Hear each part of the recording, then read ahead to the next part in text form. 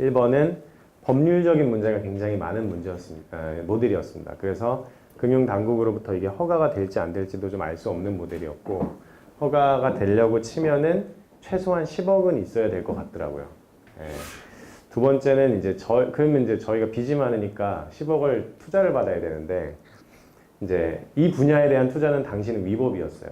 그러니까 당시에 이 분야는 투자하는 게 벤처지원법상 불가능한 상황이었고, 해외에서 투자를 받으면 되겠다. 되게 심플하죠? 그래서 해외의 그 실리콘밸리 투자사인데 한국에 투자를 많이 하는 알토스 벤처스에서 투자를 어떻게 받게 됐어요.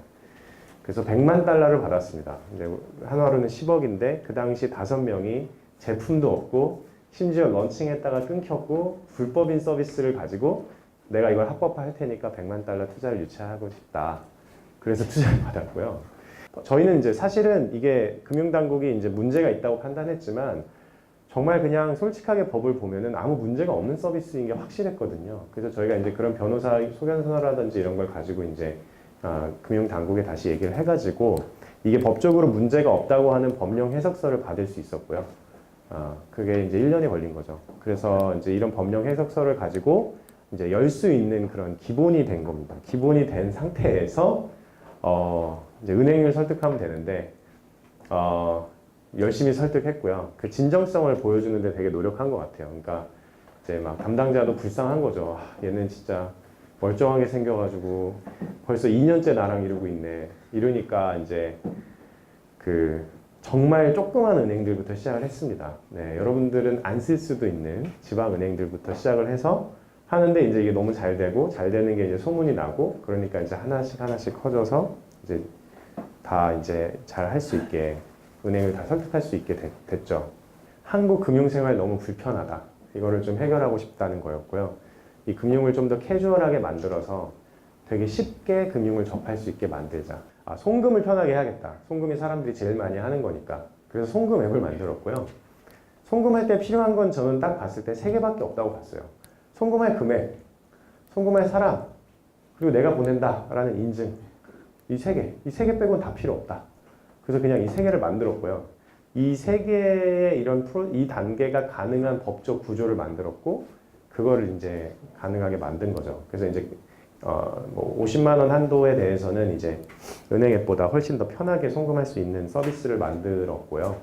송금으로 시작을 했지만, 이런 식으로 고속으로 성장하는 모바일 채널을 가지고 있고, 되게 훌륭한 사용자 경험과 고객 만족도를 제공할 수 있고, 이제 뭐 기존 은행들이나 은행과 같이 있는 뭐 그런 뭐 SI 업체라든지 이런 것보다는 차별적이고 비교 우위의 IT 서비스 기술을 가지고 있으니까 은행이 가지고 있는 금융 소비자들과 그 금융 서비스에 대한 노하우를 합치면 굉장히 좋은 것들이 나올 것 같다. 그러니까 예를 들면 아까 말씀드린 그런 문제들, 뭐 대출을 굳이 지점 가서 3번씩 방문하지 말고 저희 앱에서 편하게 하되 저희 앱에서는 이제 다양한 은행들의 금융 상품을 다 비교해서 내가 나한테 제일 싸게 제일 많이 빌려주는 건 여기네.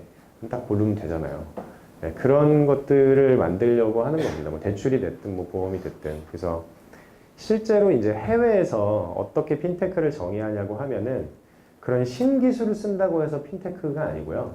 그 신기술을 가지고 새로운 비즈니스 모델을 만들 때 핀테크라고 합니다.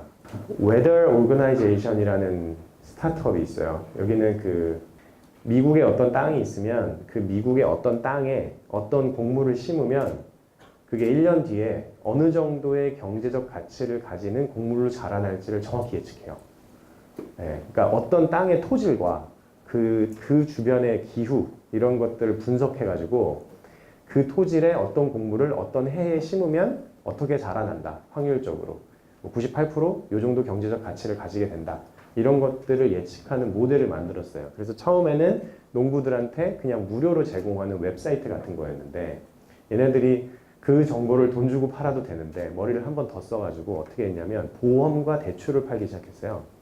그래서 이런 거죠. 농부가 이제 내가 뭐 한 해를 시작하는 데 있어서 뭔가를 심어야 돼. 경작물을 심어야 되는데 일단 돈을 좀 빌려야 될 수 있잖아요. 뭐 씨앗을 사야 될 수도 있고 장비를 바꿔야 될 수도 있고 그럼 보통 은행에 가죠. 은행에서 저 이제 농부인데 돈 좀 빌리고 싶다. 그러면 작년에 얼마 버셨냐 이렇게 나오죠. 자영업자니까 은행 입장에서는. 근데 여기서는 어떻게 하냐면 자기가 자기 땅을 딱 지정을 하고요. 자기가 심을 농산물을 딱 지정을 하면은 그 사람이 그 땅에서 심어가지고 나오는 경제적 산출물이 어느 정도 될지를 거의 정확히 예측하기 때문에 최저금리로 대출을 해줍니다. 이해되세요? 그러니까 은행은 이 사람의 수익을 보고 대출을 해주는데 여기서는 이 사람이 이 땅을 갖고 있고 이 땅에서 이 곡물을 이렇게 심으면 이렇게 자랄 거라는 걸 예측해서 대출을 하는 거예요. 대출 금리가 비교가 안 되게 낮아요. 그러니까 농부들이 다 거기 가서 대출을 받는 거예요. 네. 이런 게 이제 새로운 비즈니스 모델 혁신인 겁니다.